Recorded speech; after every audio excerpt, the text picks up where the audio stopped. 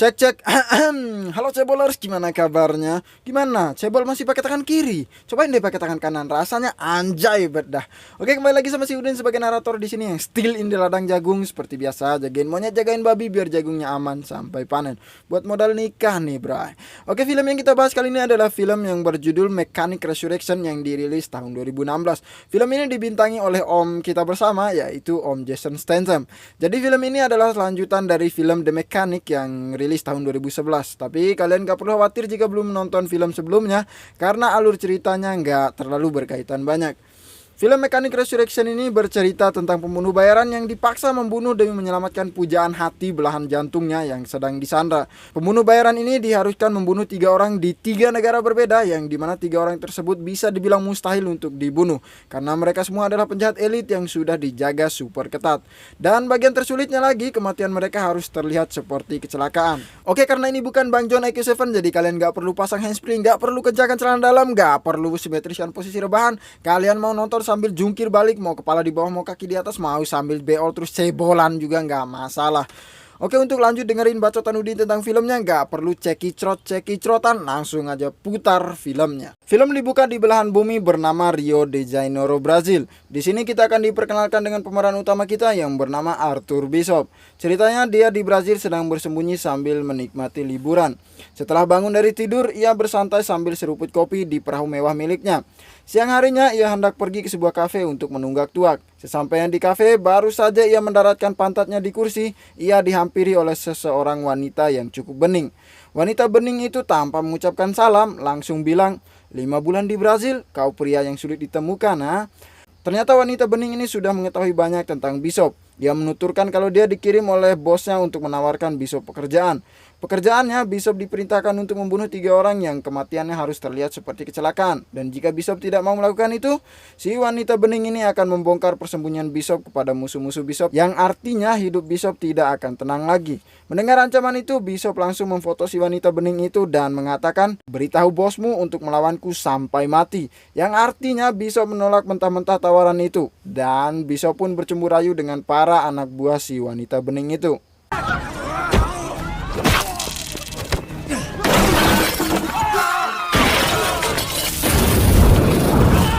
Singkat cerita, Bishop bisa lolos dari wanita bening dan antek-anteknya dengan terjun tepat di sebuah paralayang. Dan inilah Mechanic Resurrection.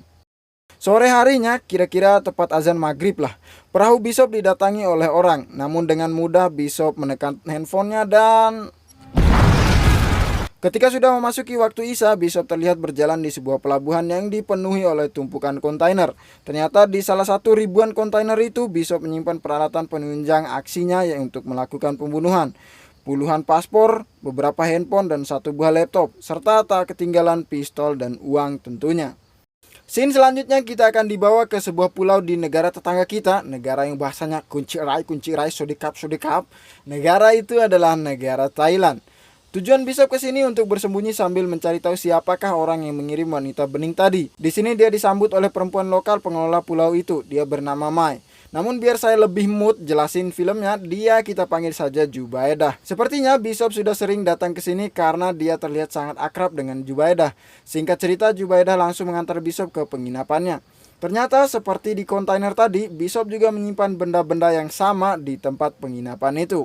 Malam harinya tanpa terlihat makan atau mandi dulu lah karena sudah menempuh perjalanan jauh, Bishop ini langsung terlihat membuka laptop untuk mencari tahu tentang wanita bening tadi.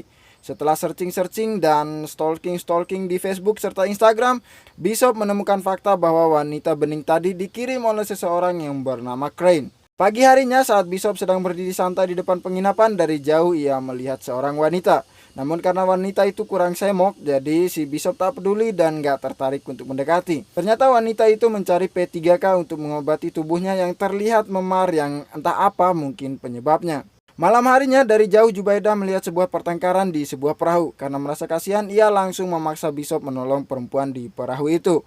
Awalnya Bishop menolak, tapi karena Jubaidah mengancam akan melakukannya sendiri, Bishop pun akhirnya mau melakukannya.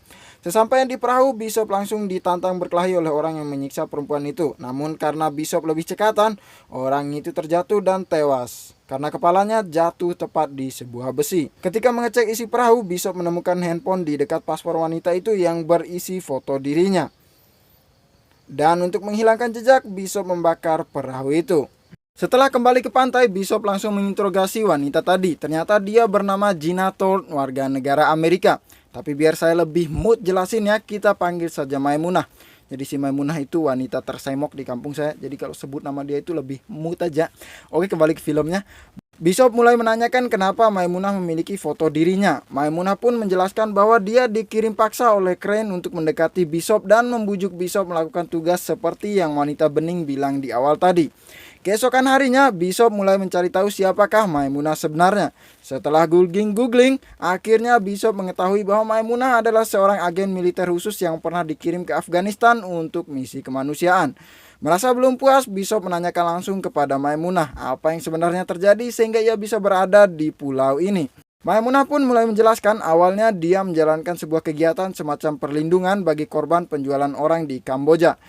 Namun suatu saat datang orang suruhan Crane yang menculik dan membunuh salah satu stafnya. Melalui itu Crane mengancam akan melakukan hal yang lebih buruk jika Maimunah tidak melakukan apa yang ia inginkan. Keesokan harinya, Bishop melihat sebuah perahu yang mencurigakan bertengger di tengah laut. Ternyata setelah Bishop amati, itu adalah orang-orang yang mengamati mereka. Mengetahui itu, Bishop mulai mengikuti alur yang dibuat oleh Crane dengan memperlihatkan kedekatannya dengan Maimunah. Sore harinya, Maimunah mendatangi Bishop. Ia berterima kasih kepada Bishop karena telah menyelamatkannya. Dan Maimunah juga meminta maaf karena telah melibatkan Bishop. Mendengar itu, Bishop mulai menjelaskan bahwa tanpa dia datang pun Bishop sudah terlibat dalam hal ini. Semua diawali saat dulu ia kecil, dia dijual ke sebuah gangster yang khusus melatih anak-anak agar menjadi tentara. Di situ juga ada Crane. Saat pelatihan, Bishop berusaha kabur bersama Crane, namun yang berhasil hanya Bishop, sedangkan Crane gagal yang membuat Crane harus dihukum. Dan sekarang Crane menuntut balas akan hal itu.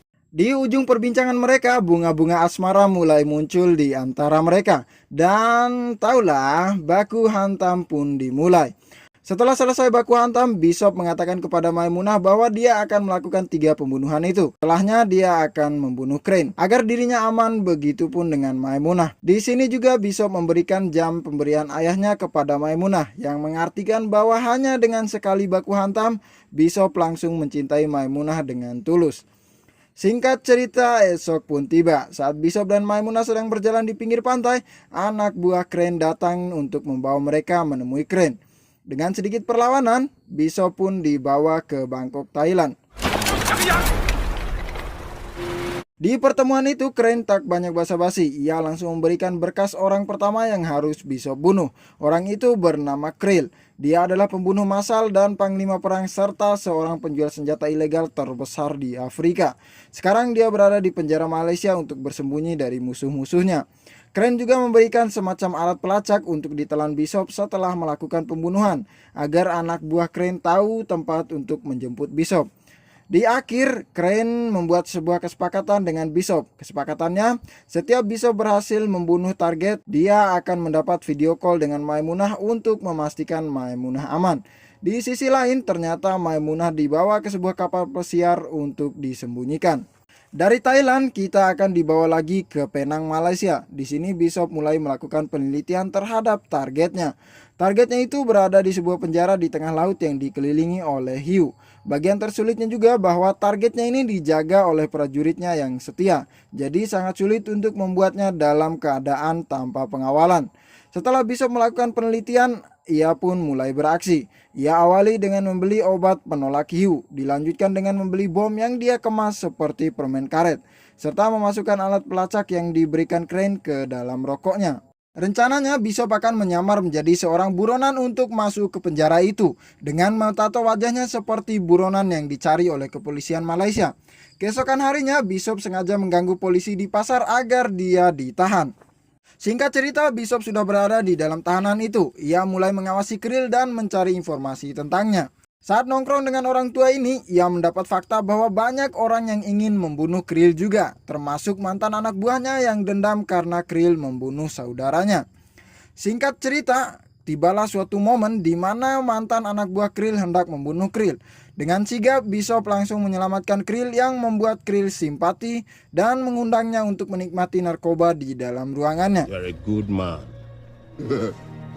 Ketika ada kesempatan, Bishop langsung mencekik Krill dan mencocolinya dengan narkoba yang banyak hingga ia overdosis dan tewas. Setelahnya, Bishop meledakkan tembok dan menelan GPS serta melumuri dirinya dengan obat anti-hiu. Walaupun petugas penjara mengejar, namun Bishop berhasil lolos. Di kapal yang menjemputnya, sesuai kesepakatan, Bishop mendapat video call untuk mengetahui keadaan Maimunah.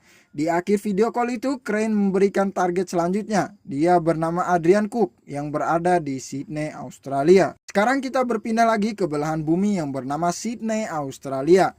Targetnya ini adalah seorang penambang kaya raya yang memiliki gedung dengan kolam renang di atasnya. Uniknya, kolam renang ini menjurus keluar. Setelah melakukan pengamatan dan penelitian, Bishop pun memulai misinya.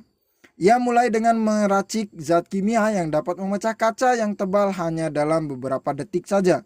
Kemudian ia pergi ke gedung itu untuk mengetahui kapan waktu tepatnya si Adrian mandi di kolam renangnya. Bishop juga pura-pura ingin menyewa sebuah ruangan di gedung itu, padahal dia hanya ingin memfoto kunci ruangan itu. Keesokan harinya ia kembali sebagai seorang teknisi. Ia langsung masuk ke ruangan yang sudah ia foto kuncinya tadi dan membuka salah satu kaca di situ. Setelah kaca terbuka, ia pun naik ke atas kolam renang.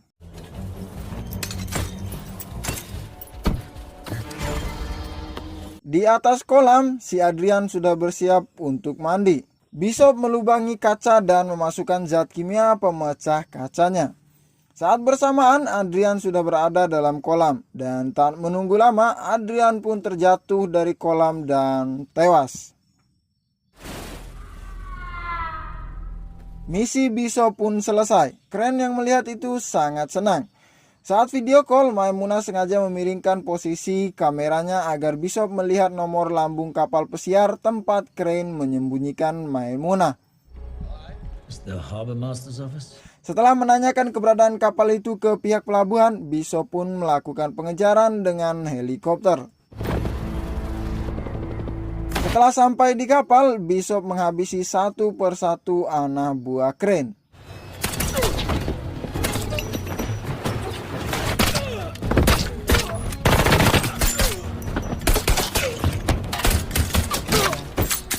Maimunah yang sempat melihat Bishop berusaha melawan juga.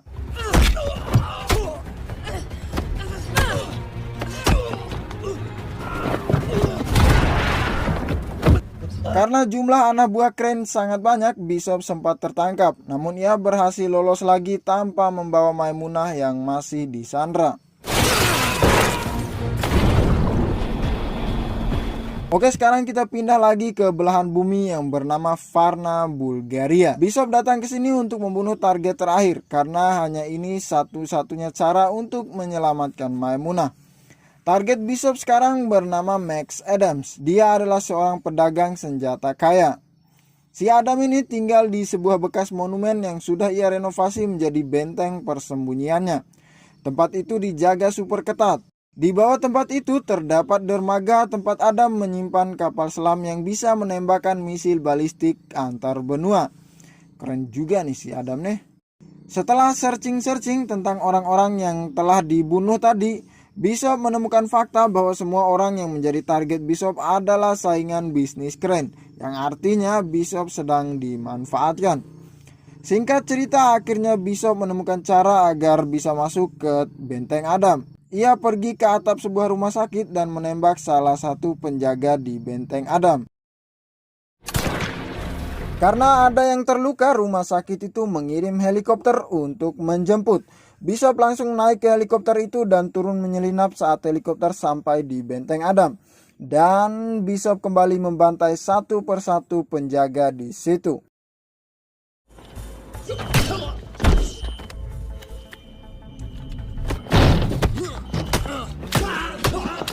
Karena suasana makin kacau, Adam memutuskan untuk bersembunyi di bunkernya.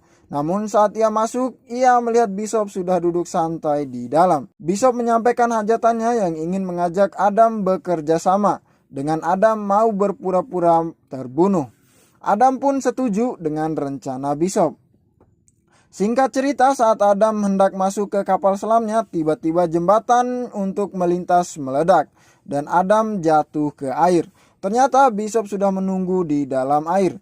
Mereka berdua keluar di sebuah pulau. Bishop menyuruh Adam bersembunyi beberapa hari.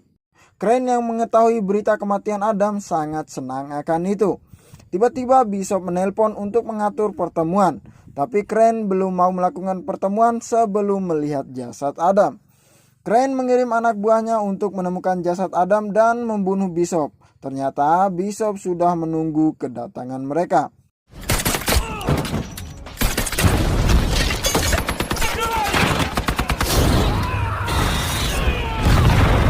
Setelah selesai membantai semua anak buah Crane yang datang, Bishop mendatangi Crane di kapalnya. Crane yang tahu Bishop pasti datang, ia menyiapkan Maimunah sebagai pemancing.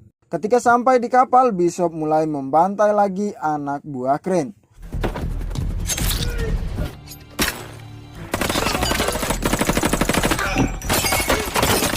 Di sisi lain kapal, Maimunah dengan keahliannya yang ia punya, ia berusaha melawan. Hingga ia harus tertembak dan tertangkap lagi. Merasa tidak mampu melawan ganasnya Bishop, Crane ingin meledakkan kapalnya dan pergi menggunakan helikopter. Mengetahui itu, Bishop memasukkan Maimunah ke dalam kapsul penyelamat agar Maimunah tak terbunuh nantinya. Di menit-menit terakhir sebelum kapal meledak, Bishop berhasil menggagalkan Crane yang hendak kabur. Ia mengikat Crane dengan rantai, kemudian ia berlari masuk ke kapal dan kapal pun meledak. Maimunah berhasil dievakuasi. Di situ juga ada Adam yang menyaksikan evakuasi bangkai kapal. Di akhir film, Maimunah sudah kembali ke Kamboja. Dan betapa senangnya Maimunah saat melihat orang yang tersenyum ke arahnya dengan kepala pelontosnya. Ternyata Bishop masih hidup. Film diakhiri dengan Adam melihat dari CCTV Bishop keluar dari bangkai kapal tepatnya di ruang penyimpanan jangkar. Film pun tamat.